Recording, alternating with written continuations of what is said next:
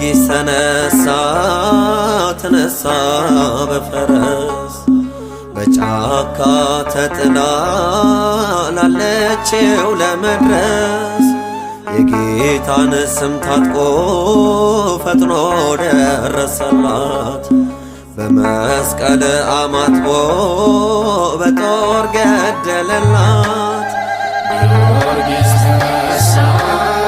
ተነሳ በፈረስ በጫካ ተጥላ ላለችው ለመድረስ የጌታን ስም ጠርቶ ፈጥኖ ደረሰላት።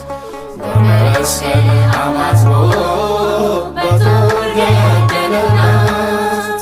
ጊዮርጊስ ተነሳ